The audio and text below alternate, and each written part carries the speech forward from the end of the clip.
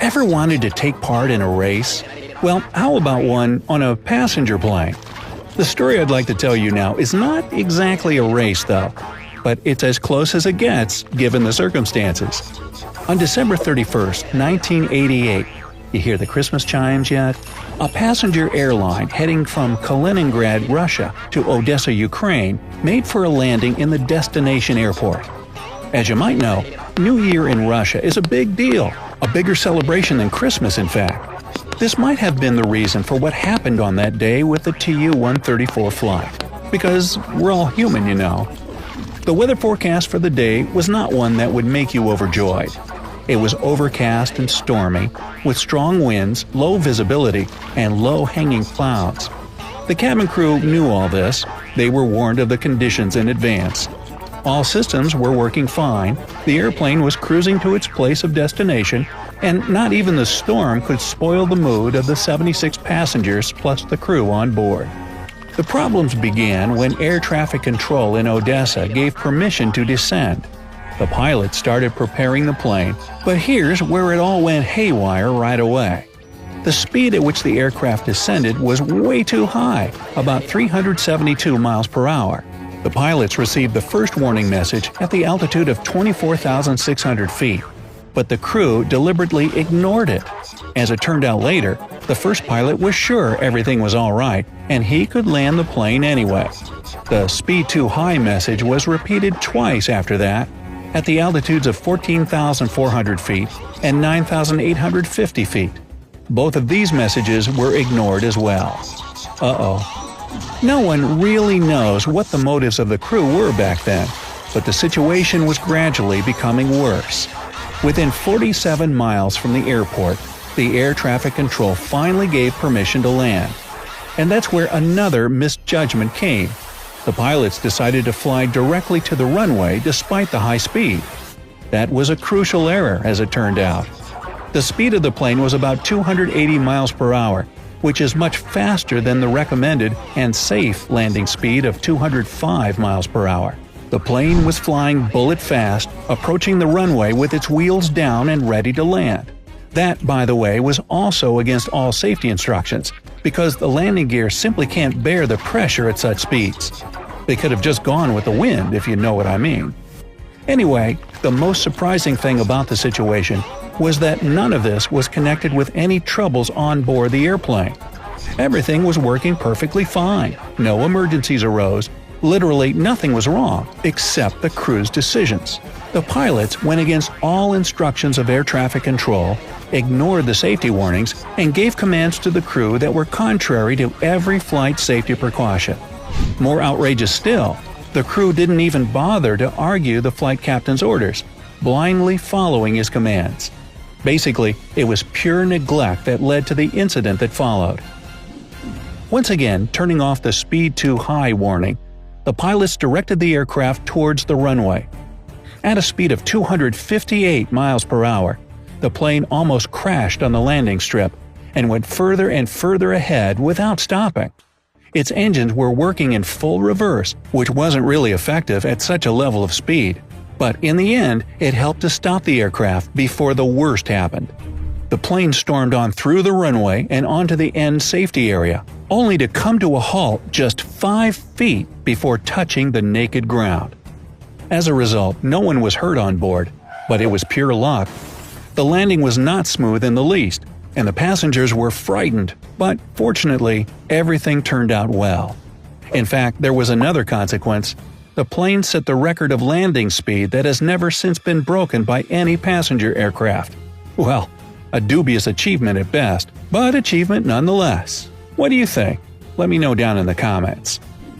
The pilots and the crew received an official reprimand for what they'd done, of course. There wasn't a single reason for acting like that, and decisions taken on board were wrong on more than one account.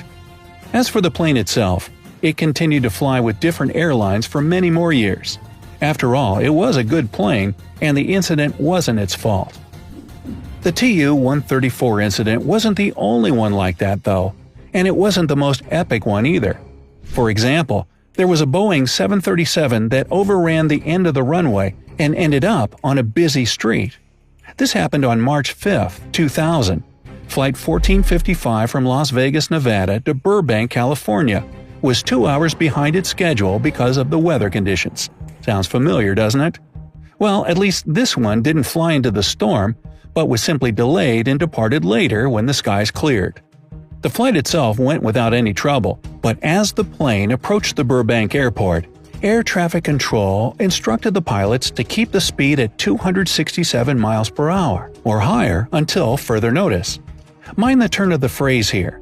It became the crucial point in the whole affair. The flight captain acknowledged the instructions and did exactly as he was told. Well, who can blame him for that, right? Just following orders. But what happened next went so wrong that he couldn't even explain his actions later.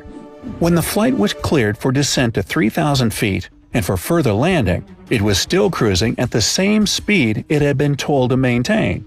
Just to make it clear, when air traffic control gives permission to descend and land, it automatically cancels any and all instructions regarding speed given earlier. And it makes sense. As we've learned from the previous story, if a plane exceeds the landing speed limit, it could end very, very badly.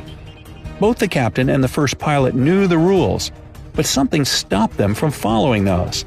When they didn't receive the verbal command to slow down, they simply proceeded at the same speed they had been cruising the whole way. Just a friendly reminder here that the maximum safe speed to land on a runway is about 60 miles per hour lower than the Boeing had. Moreover, for some reason, the captain directed the aircraft at a sharper angle to the ground than it was allowed, adding to the danger. The first officer came to his senses first and asked the captain what he was doing and why. The only reply he received was, "That's all right." In the meantime, warning lights were flashing all around the pilots, but they both just ignored them. According to the standard procedure, if the flight landing conditions aren't met, the plane is to start a go-around maneuver. Basically, it means that if something is wrong and the plane can't land safely, the pilots have to fly up again and go for another circle around the airport. In case of Flight 1455, the thing that went terribly wrong was its speed. Well, you might have guessed already that the captain didn't see the need for a go-around maneuver. Later, he couldn't even explain why. As for the first officer, he said that he knew they weren't about to land safely, but believed the captain was taking steps to avoid a crash. Anyway, despite the yells of air traffic control and the flashing warning lights, they directed the plane towards the runway and landed. The aircraft touched the runway at a speed greatly exceeding the allowed maximum and 650 feet beyond the landing limiting line. The strip was wet, and it didn't help the unfortunate pilots either. They turned on the reversers and applied manual brakes, but even that wasn't enough to stop the plane before the end of the runway. Eventually, the airplane crashed into the metal fence and an airport perimeter wall, tearing through both, and finally came to a halt right in the middle of Hollywood Way, a busy 4-lane city street. The nose of the aircraft was shattered, the front wheels were torn off, but the inside wasn't damaged much. One of the escape slides inflated right inside the plane, blocking 2 flight attendants, but otherwise no one was seriously injured. And that's nothing short of a miracle. Why, you ask? Well, because the plane stopped right next to a gas station. If it had moved several dozen feet further, it could have caused a fire or even an explosion, and there would have been victims. But the plane came to a screaming stop, nothing lit up, and nobody was seriously hurt. Happy ending.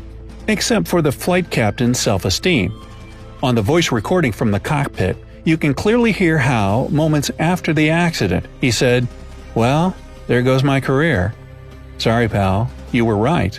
Several months later, both the captain and the first officer of Flight 1455 were fired because of the accident, and the plane, as it turned out, sustained too much damage and was later scrapped.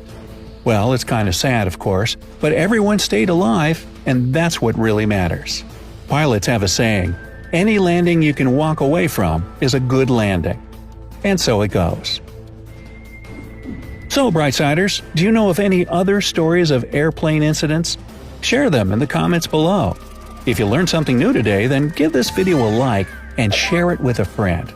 But hey, don't go anywhere just yet. We have over 2,000 cool videos for you to check out. All you have to do is pick the left or right video, click on it, and enjoy. Stay on the bright side of life.